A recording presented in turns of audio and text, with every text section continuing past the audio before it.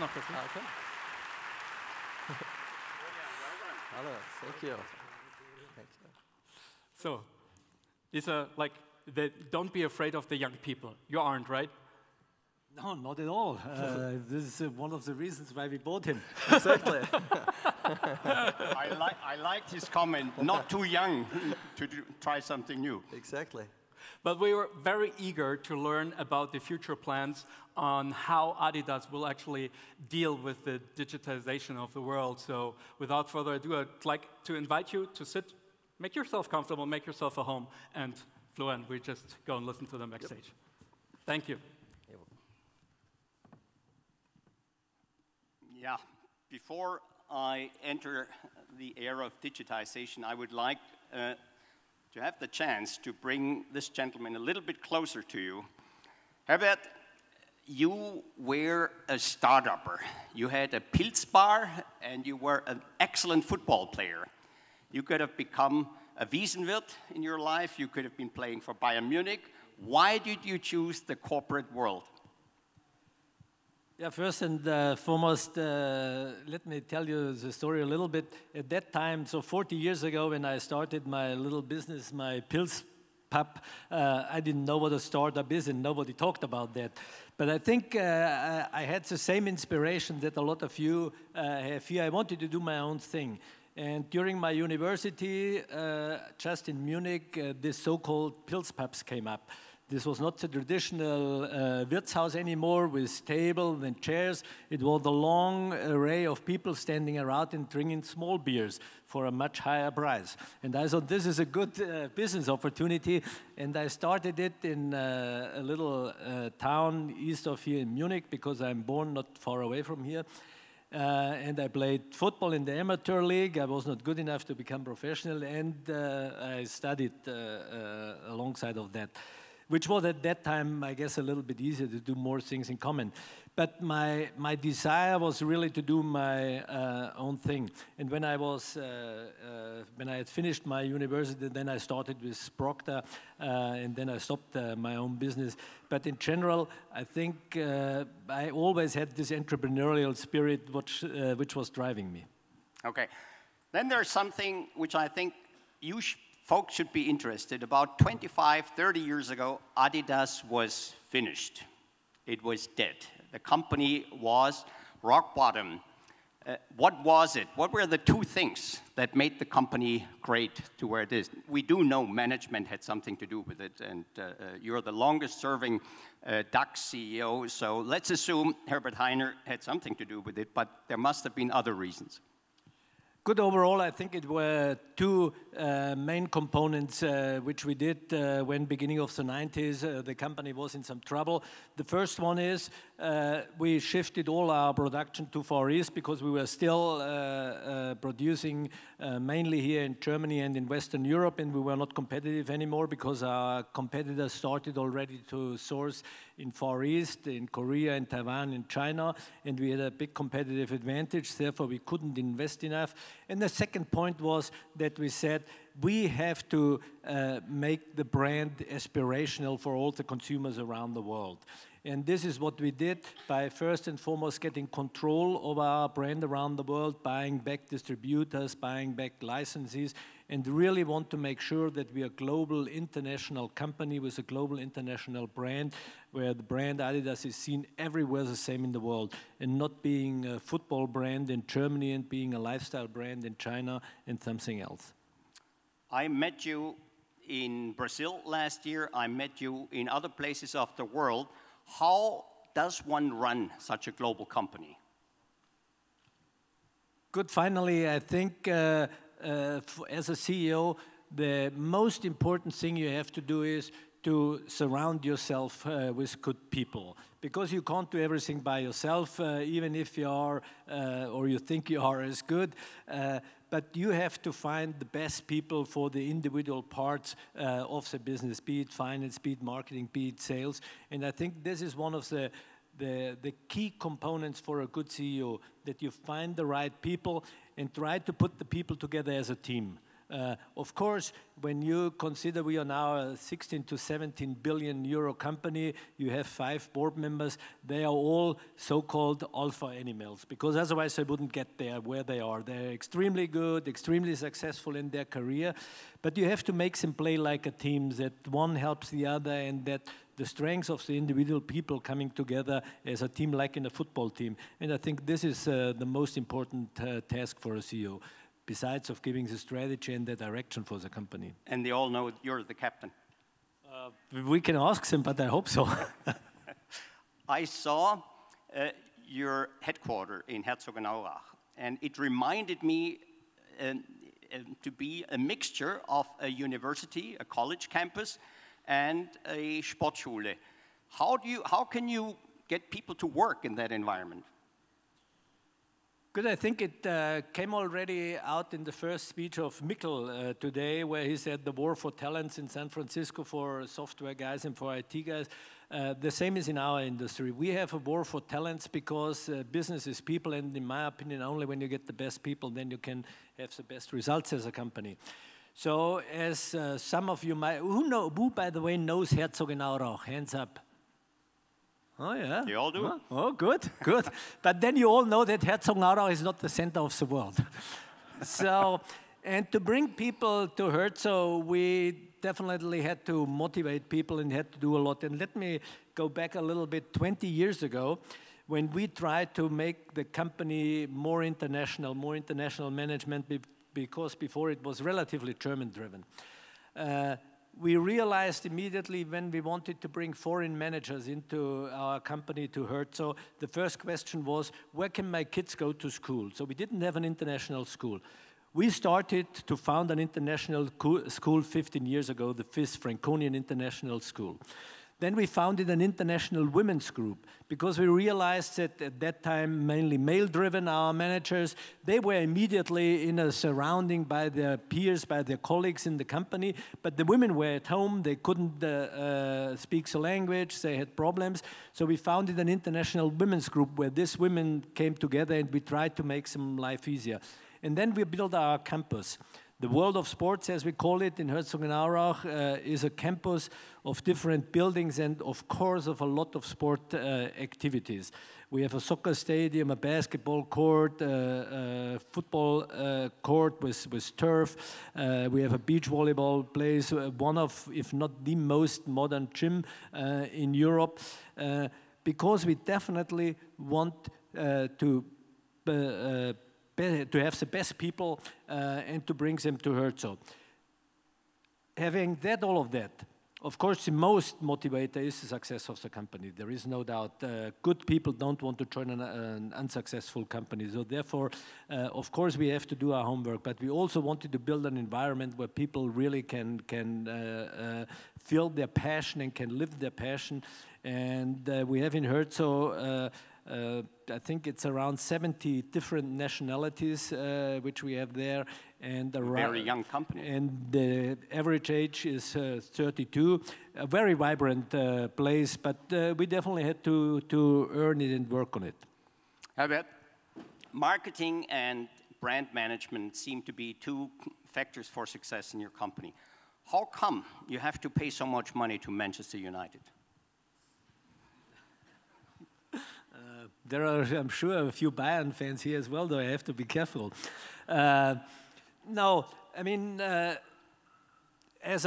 you said it, marketing, brand management. So we want to communicate with our consumer. Then you have different ways how you can communicate with your consumers, and sport marketing is one of that.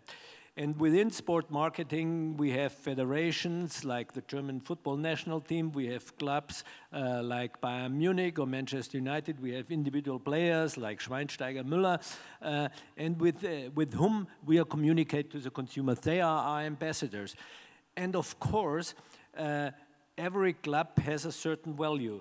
Depends on this fan base, on his internationality, on the members, on the purchasing power, etc. And these clubs are all, or most of them are very well managed today, and they know exactly what their value is. And if we pay a lot of money to Manchester United, Real Madrid, or Bayern Munich, then we evaluate beforehand what is the exposure? How often are they on TV, in the newspaper? What is the message they convey to our consumer? And finally, what kind of revenue can we achieve with these clubs? Because we sell the shirts, we sell the merchandise, etc., etc. And there you have a certain value, and this is what we try to pay. Now, we have some very good football players too. We are the world champion with your help in the national team, obviously. But why is it that the Ronaldos and the Messis get so much more than the best German players? Good, first and foremost, I think that, and I don't want to be disrespectful, but Messi and Ronaldo are the best players in the moment in the world. There is no doubt they have won all the titles and the Ballon d'Ors in the last several years. They have a very strong international reach. I think they have good managers with build up their image, their personality, what they will be as ambassadors for the individual brands, which they have as sponsors. And then I think they play in the Spanish or in the English league, which is still more prominent and dominant around the world than the Bundesliga. The Bundesliga makes a lot of efforts to become much more international, but still when you be in Asia, and I think a lot of you are, when you switch on the TV, you see immediately every game of the English Premier League and of the Spanish League, but it's still difficult to find the German Bundesliga. It's getting better, but this all in itself has a value, and this is why they get more money than still some German players. If you compare the number of clicks they get, the top players, and compare them to the German players, what are we talking about in terms of difference? Good, I think the latest click rates was that Cristiano Ronaldo has around 110 million. A guy like Lionel Messi has between 90 and 100. Every day? No, but not every day, this would be great. But what we call them as followers, how many clicks they have. And then you have in Germany the best, or what do you think, who is a German player who has the most clicks? Volunteers. Yeah, Who's the best German player? Schweinsteiger. In terms of clicks. Whoop. Here we go. Mesut Özil. Mesut Özil has around 27 million clicks compared to a guy like Thomas Müller or Sebastian Schweinsteiger with around 7 or 8 million. And you might ask why. Is Özil so much better than the others? I don't think so. But the point is that the management of Özil and Mesut by himself, they did it quite well. He is seen from the Turkish population as a Turkish player. He is seen from the German population as a German player. He has played in the German Bundesliga. He has played in the Spanish league. He is playing in the English Premier League. So he has followers and fans from a lot of different countries. And some of the German players have only played in Germany so far. And this is one of the reasons. I see. So that's obviously a very convincing argument. In today's world, to what extent can you control the marketing expenses? Is it via those clicks that we just talked about? Good. What we see in our company, we spend around 2 billion euro on marketing around the year, and 5 years ago, I think we have spent 5 to 10% on social media, and today we spend between 40 and 50% on social media and digital media, and going away from the old traditional advertising, which we had on TV, in cinemas or outdoor advertising, etc. And I think this will further continue, because with the digital media and the social network we have, and we have heard it already this morning, you have so many more possibilities to get in direct contact with your consumer base. Whereas in the past, when you made advertising on, for example, the German Sportschau on Saturday, then you have hoped that a lot of people are watching the Sportschau, but you were not 100% sure whether this is exactly your target consumer. And today, with the direct communication with the consumer, which you have the possibility with all the social media and the internet, so you can directly communicate with the consumer, and this obviously is much more convincing than doing just a generic advertisement. And you do have a lot of interactive communications. Absolutely, and I mean, this is one of the reasons why we were interested in Runtastic, as Florian just mentioned. Runtastic has 70 million clicks and users. And this is what we are interested in. This is exactly the target consumer, which we want to, because this is they are all sport apps, and this is the sport community, and this is exactly our target group, and we couldn't get it closer than with the individual apps from Rantastic. In addition, I also want to be open and fair. We also want to use the expertise and the know-how of these guys, because they really good, and they are to a certain extent better than the people we have in our company. So therefore, we also, besides of the users, we also want to buy the know-how, the knowledge, and the capabilities and the passion of these guys. Will they become an Abteilung of Adidas? No, definitely not, because we don't want to destroy them. And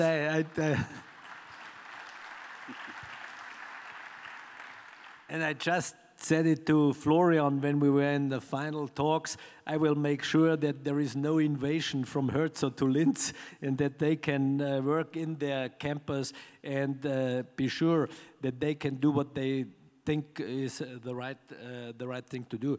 Because one point is for sure, and this is at least my belief, when you try to put the guys like Florian and his team, or a lot of you, into a global corporate organization, you definitely destroy the culture, the eagerness, and the passion for what they are doing. So therefore, we definitely let them alone, as long as they behave. But they definitely should continue with the help of us, wherever we can help, and we have a big network, as you can imagine. Wherever we can help, we help and support them, but they can drive their business as they have done it in the past. Looking ahead, Herbert, 5 years down the road, will the average consumer be wired up from morning, noon, and night? Will they get every 10 minutes, the message that now they have to practice, have to exercise, have to eat differently or sleep differently? Yeah, I definitely do believe that this trend will continue. To how far it will go, I can't tell you today, but this definitely will continue. You see it in all the different areas of our life. We had a few examples from Mikkel, be it Airbnb, be it Uber, or a lot of other things. We see it in our industry, especially with sports apps, the fitness app, the nutrition, etc. And I must say, this, or most of these things, play in our favor. Because people are much more health conscious and much more sport conscious. They will be motivated to do more sport, and obviously this helps all the sporting goods industry, as you can see in the growth rates of the individual brands. And therefore, I definitely think that this trend will continue. How far it will go, I don't know yet. Herbert, last question. How do you keep your legacy? One of these days, there will be another guy running, or other girl running Adidas. How can that legacy be kept?